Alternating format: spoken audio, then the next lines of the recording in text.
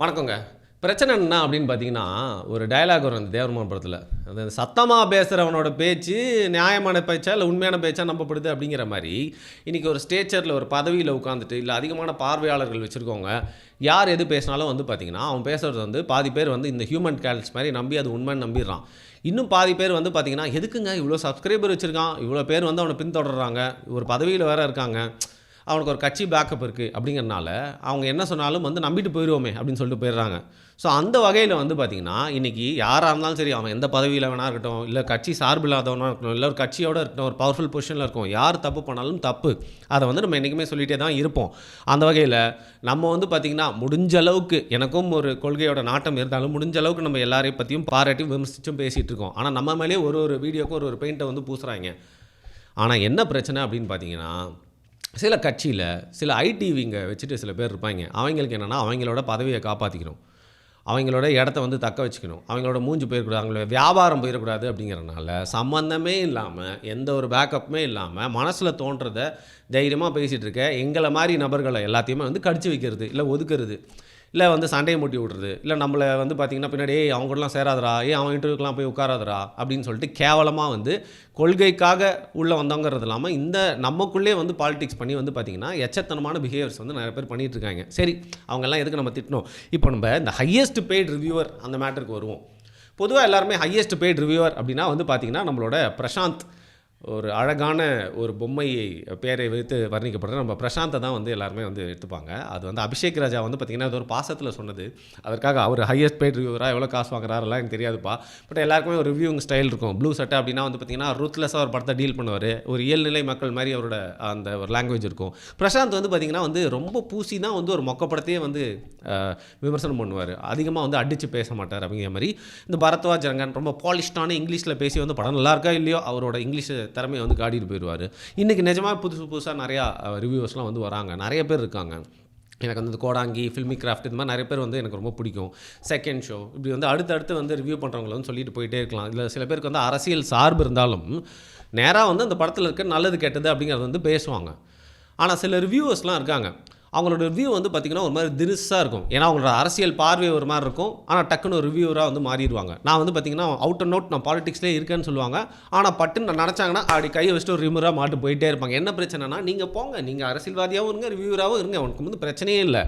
ஆனால் நம்ம ஏதாவது ஒரு விஷயத்த மனசுலேருந்து பேசிட்டா மட்டும் ஆட்களை வச்சு கடிக்க விட்றது, நம்மளை வந்து ஸ்டீரியோ டைப் பண்ணுறது. ஆனால் இவங்க பண்ணுற கேவலமான எப்படி சொல்கிறதுனா, ஐயோ தரம் தாழ்ந்து பேச வரல, ஒரு புரோக்கர் தனத்தை வந்து பார்த்திங்கன்னா அவனும் பேசியிருக்கக்கூடாது. அது எனக்கு என்ன பிரச்சனைனா, கொஞ்சம் கூட வெக்கமே இல்லாமல் வந்து இவ்வளோ பார்வையாளர்கள் வந்து நீங்கள் ஃபாலோ பண்ணுறீங்களே, நீங்களாம் வந்து கேட்க மாட்டிங்களா?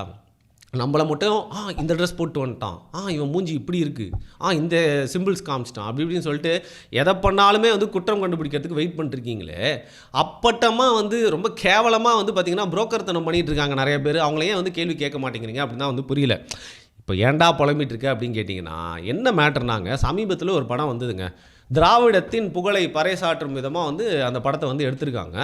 அதனால் வந்து பார்த்திங்கன்னா இன்னொரு படத்தையே வந்து வரவிடாமல் இன்றைக்கி வரைக்கும் பண்ணிட்டாங்க. இப்போ இன்னொரு படம் வரவிடாமல் பண்ணிட்டாங்கன்னு சொல்கிறீங்கள, அவரையும் நம்ம ஒரு நடிகராக தான் இன்றைக்கி வரைக்கும் பார்க்குறோம். அவரோட அரசியலை நம்ம வந்து விமர்சிக்கிறோம். பட் அவருக்கு ஒரு அநீதி நடந்தால் நம்ம வந்து பேசிட்டு போயிட்டே இருப்போம். ஆனால் இந்த பர்டிகுலர் ரிவ்யூவர் என்ன பண்ணிட்டாரு அப்படின்னு பார்த்தீங்கன்னா, இந்த திராவிட தரப்புலேருந்து வரக்கூடிய படம் வந்து தமிழ் மொழியோட ஒரு முக்கியத்துவத்தை பற்றி பேசிடுச்சான், ஹிந்தியை வந்து எதிர்த்துருச்சான். அதனால் இவர் என்ன பண்ணுறாரு, அப்படியே ஒரு நியூட்ரலாக செயின்ட்டாக மாறி இந்த படத்துக்கு வந்து சப்போர்ட் பண்ண ஆரம்பிக்கிறார். ஃபஸ்ட்டு ஒரு ட்வீட்லேருந்து ஆரம்பிக்கிறாரு, அதுக்கப்புறம் ஒரு விமர்சனம் போடுறாரு. அந்த விமர்சனத்தோட தலைப்பும் வந்து பார்த்திங்கன்னா இந்த படத்தை எதிர்க்கிற மாதிரி இருக்குது. நான் கூட வந்து நம்மள மாதிரியே வந்து பிரதரும் எதிர்க்கிறாரு, கொள்கையில் வந்து நாட்டம் கொண்டவர், இவரை போய் நம்ம தப்பாக நினச்சிக்கவே அப்படின்னு சொல்லிட்டு என் மண்டை போய் செவுத்தில் முட்டிக்கலாம் அப்படின்னு போகிறப்போ நம்ம தம்பி ஒருத்தர், அடானோ முட்டிக்காதண்ணா, இந்த விஷயத்தை ஃபுல்லாக சொல்கிறேன், நான் அப்புறம் முழுசாக முட்டின்னு செத்துருண்ணா அப்படின்னா. என்னப்பா அப்படின்னு கேட்டால், நோ 13 நிமிஷம் 14 நிமிஷம் வீடியோ ஃபுல்லாகவே நான் இந்த படத்துக்கு அநியாயத்துக்கு முட்டு குத்து பேசியிருக்கிறாப்புலாம் அப்படின்னு சொல்லிட்டு சொன்னான். அப்படியோ ரொம்ப நல்லவராச்சே, தரம் தாழ்ந்து போகவே மாட்டார், எவ்வளோ தியாகங்கள் சென்று சிறைக்கு சென்று வந்தவர், இவரை போய் நீ தப்பாக சொல்லிட்டே. நான் தம்பியை திட்டிகிட்டே அந்த வீடியோவை பார்த்தா அப்பப்பா முரட்டு முட்டு மட்டும் இல்லைங்க, உதட்ட வச்சு அந்த படத்து கூட வந்து பார்த்திங்கன்னா ஸ்மூச் பண்ணிட்டாப்புல, அப்படியே நம்ம பிரித்து விட வேண்டி இருந்துச்சு. அந்தளவுக்கு மவுத் சர்வீஸ் பண்ணி அந்த படத்தை வந்து சும்மா புகழோன்னு புழுங்குந்திருக்காரு. சரி, அந்த படத்தில் இவருக்கு என்ன தான் பிடிச்சிருக்கு அப்படின்னு பார்த்தா எல்லாமே பணம் தாங்க. என்னங்க என்ன எல்லாமே பணம் தானா? ஒரு படம் எடுக்கிறாங்கன்னா ஒரு பிஸ்னஸ், அது பின்னாடி ஒரு பணம் இருக்கும். அதெல்லாம் எனக்கு புரியுதுங்க. ரூ. 250 கோடி ரூபா போட்டு எடுத்திருக்காங்க. ஸோ அதில் வந்து ஒரு லாபம் பார்க்கணுன்றதுக்காக இந்த படத்தை வந்து பார்த்திங்கன்னா, முடிஞ்ச அளவுக்கு எல்லா ஸ்க்ரீன்லையும் ரிலீஸ் பண்ணிடணும் அப்படின்னு சொல்லிட்டு சிங்கிளாக இந்த படத்தை இறக்கி வந்து லாபம் பார்த்துட்டு இருக்காங்க. இப்போ அந்த படம் ஹிட் ஆயிடுச்சுன்னு சொல்லிட்டு அந்த தரப்பினரே நம்பிட்டு இருக்காங்க. ஆனால் அவங்க சார்ந்தவங்களே பாரு பேர் இந்த பற்றி காரி துப்பிட்டு இருக்கும்போது இவர் 13-14 நிமிஷம் இந்த படத்துக்கு முத்தம் கொடுத்து வச்சிருக்காரு. என்ன அப்படின்னு பார்த்தா அப்போ தான் தெரியுது, இந்தியாவிலே ஹையஸ்ட் பெய்ட் ரிவ்யூவர் இன்றைக்கி வந்து தேதியில் இவர் தான் அப்படின்னு. என்னப்பா இப்படி சொல்லிவிட்டேன். Out and out cinema review பண்ணிட்டுருக்காங்க. அவங்களுக்குலாம் கூட இந்த பேர் வரல முழுசாக. இவருக்கு எப்படி சொல்கிறேன்னு பார்த்தீங்கன்னா, 1 லட்சம் 2 லட்சம் இல்லைங்க, ஒரே பேமெண்ட்டாக 25 லட்சம் ரூபாய் வந்து இந்த படத்துக்காக வந்து கொடுக்கப்பட்டிருக்கு. எடே வருண், இந்த காதை பார்த்தா உனக்கு வேறு ஏதாவது மாதிரி தெரியுதா? ட்ரில் பண்ணலான்னு பார்க்குற அப்படின்னு நீங்கள் வந்து கேட்கலாங்க. அதாவது ஒரே பேமெண்ட்டாக 25 லட்சம் கொடுத்துருக்காங்க அப்படின்னா, அந்த முதலாளிகள் வந்து உங்களுக்கு தெரியும் அதுக்கான பொட்டென்ஷியல் உள்ளவங்க அப்படின்னு சொல்லிட்டு. யார் கொடுத்தாங்கலாம் சொல்லப்பா, அந்த படத்தை பற்றி விரும்புகிறவங்க, அந்த படத்தின் வெல்விஷர்ஸ் அப்படின்னே வச்சுக்கலாம். அந்த படத்துக்கு பின்னாடி இருந்து ஒரு வெல்விஷராக அந்த படம் ஓடணும்னு நினைக்கிறவங்க என்ன பண்ணியிருக்காங்க, பிரதர் நீங்கள் வாங்க, உங்களுக்கு ஒரு பெரிய பார்வையாளர்கள் இருக்காங்க, அது மட்டும் இல்லாமல் நீங்கள் நியாயம் தராமல் பேசக்கூடியவர்னு எனக்கு தெரியும், தராசில் நடுவில் இருக்க முள்ளு மாதிரி நீங்கள், அதனால தான் இந்தாங்க இந்த பேமெண்ட்டை வச்சுக்கோங்க, ஒரே பேமெண்ட்டாக வச்சுட்டு இந்த படம் வர்றதுக்கு முன்னாடியிலேருந்தே என்ன பண்ணுறீங்க, பில்டப் கொடுத்து இந்த படத்துக்கு முட்டு கொடுத்துட்டே வரீங்க. அப்புறம் இந்த படம் வந்தோடனே இந்த படத்தை பார்த்துட்டு இந்த படம் எவ்வளோ கேவலமாக இருந்தாலும் நல்லாயிருக்கு நல்லாயிருக்கு அப்படின்னு சொல்லிட்டு உருண்டு புரள்றீங்க. ஸோ உங்களோட பார்வையாளர்கள் நாங்கள் ஒரு 1 மில்லியன் 2 மில்லியன் இருந்தாங்கன்னா அதில் ஒரு 50 லட்சம் பேராக இந்த படத்தை போய் பார்த்தாங்க அப்படின்னா வந்து பார்த்திங்கன்னா, அதன் மூலிமா படத்தை வந்து பார்த்திங்கன்னா மக்கள் கீழே கொண்டு போய் சேர்த்தா மாதிரி ஆயிடுச்சு. அது மட்டும் இல்லாமல் நீங்கள் வேறு ஒரு தரப்பில் இருக்கீங்க, நீங்களே இந்த படத்தை பற்றி புகழ்கிறப்போ வந்து பார்த்திங்கன்னா, இந்த படம் வந்து மொழிக்கான போராட்டத்தை பற்றி உணர்வுபூர்வமாக வந்து பேசியிருக்கு, ஒரு தரமான சிறந்த படம் அப்படின்னு சொல்லிட்டு மக்கள்லாம் நம்பிடுவாங்க. அதனால் நீங்கள் பண்ணுங்கள் அப்படின்னோடனே, ஏங்க நான் ஃப்ரீயாகவே பண்ணுவேன் மொழி உணர்வுக்காக, பட் இந்த 25 லட்சத்தை எதுக்கு நீங்கள் கையில் வச்சுட்டு கஷ்டப்படுறீங்க, என்கிட்ட கொடுத்துருங்க நான் பத்திரமா வச்சுக்கிறேன்னு சொல்லிட்டு ஒரே பேமெண்ட்டாக வாங்கிட்டு இந்த படத்தை வந்து ரிவ்யூ பண்ணியிருக்காப்புல. ரிவ்யூன்னு சொல்ல முடியாதுங்க, அதான் முத்தம் கொடுத்துட்டாருன்னு சொன்னேனே.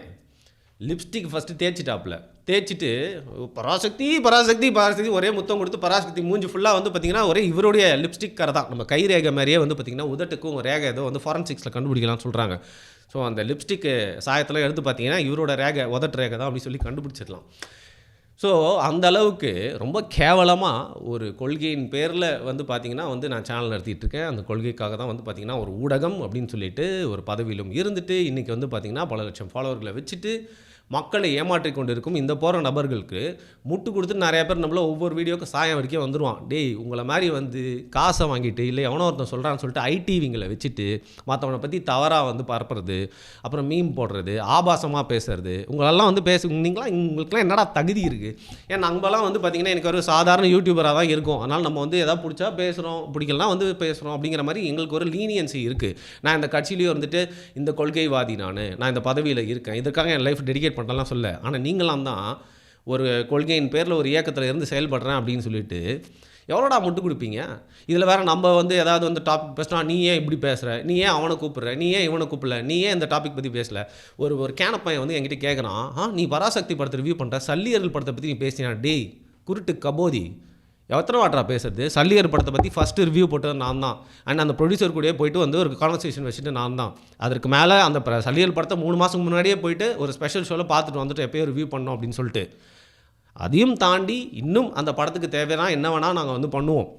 அதெல்லாம் நீ பார்க்காம நீ எப்படி இந்த படத்தை போய் பார்க்கலாம்? இந்த பராசக்தி படத்தை கூட வந்து பார்த்துட்டு எந்த அளவுக்கு போட்டு அடித்து கிழிச்சு வச்சுங்க ரிவ்யூவில் போய் பாரு. அதனால் எங்களோட ரோலை எப்படி பண்ணணும்னு சொல்லிட்டு பல வருஷமாக ப்ராக்டிஸ் பண்ணிவிட்டு இந்த தொழிலே நாங்கள் ப்ரொஃபஷனலாக இருக்கோம். அதனால் நீ ஒன்றும் எங்களுக்கு சொல்லிக் கொடுக்க தேவையில்லை. தொடர்ந்து என்னென்ன பண்ணணுமோ வந்து மனசாட்சிக்கு விரோதெல்லாம் பண்ணிகிட்ருக்கோம்.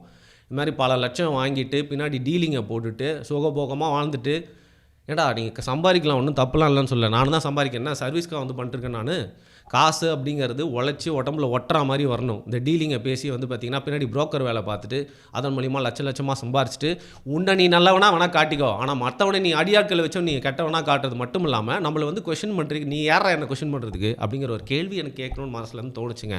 அதனால் நம்ம ஹையஸ்ட் பெய்ட் ரிவ்யூவர் யார் இன்றைக்கி அப்படின்னு பார்த்தீங்கன்னா, I am really sorry Prashanth Rangaswamy, நீங்கள் அந்த இடத்தை இழந்து விட்டீர்கள். இனிமேல் ஒரு எனக்கு தெரிஞ்ச 2-3 இயர்ஸ்க்கு ஹையஸ்ட் பெய்ட் ரிவ்யூவர் இவர் தான். ஏன்னா இந்தளவுக்கு ஒரு பேமெண்ட் இனிமேல் எந்த படத்துக்காவது கொடுக்கறதுக்கு எந்த முதலாளியாவது முடியுமான்னு தெரியல. இந்த படத்துக்கு இவர் வந்து ஒரு காஸ்ட்லியஸ்ட் ரிவ்யூ வந்து பண்ணியிருக்காரு. ஸோ இது வந்து நிறைய பேருக்கு இன்சைட் நியூஸாக நிறைய பேருக்கு தெரியுது. பட் எதுக்கு இன்சைட் நியூஸாக போனோம்? அவன் வந்து பார்த்திங்கன்னா வந்து அது திராவிடமோ இல்லை தமிழ் தேசியமோ இல்லை இந்துத்துவாவோ சரிங்க, அந்த கொள்கைக்காக நிஜமாகவே உயிரை கொடுத்து தன்னோட வேலையெல்லாம் விட்டுட்டு உண்மையாக போராடிட்டு இருக்காங்க. நம்மளுக்கு பிடிக்காத கொள்கையாக இருந்தால் கூட உண்மையாக அப்படி இருக்கிறவனை பார்த்து நம்மளுக்கு அட்லீஸ்ட் ஒரு மரியாதை இருக்கும். பட் உன்னதமான ஒரு கொள்கைகள் பேரில் இந்த மாதிரி தங்களோட வாழ்க்கையை சுகபோகமாக வச்சுக்கிட்டு மற்றவனெல்லாம் கெட்டவனாக காட்டி நம்மளை நல்லவனாக காட்டி கேவலமாக பெருச்சாளி வேலை பார்த்துட்டு இருக்க பல பேர் வந்து பார்த்திங்கன்னா இன்றைக்கி லட்சமாக சம்பாரிச்சிட்டு நம்மளை வந்து குறைக்கிறதுக்காக ஆட்களை வச்சு செய்கிறப்போ டைம் கிடைக்கப்போ நம்மளும் செஞ்சு விட வேண்டியது தான்.